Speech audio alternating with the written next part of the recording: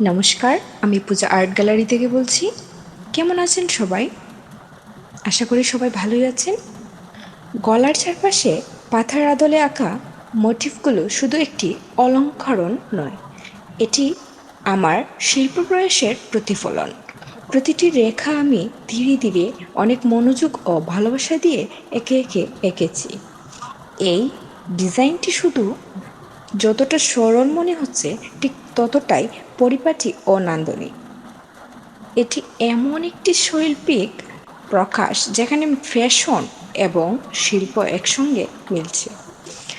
এই জামাটি শুধু পরিধানের জন্য নয়, বরং এটি একটি গল্প, একটি শিল্পের সময়, শ্রম আর সৃষ্টিশীলতার প্রতিচ্ছবি।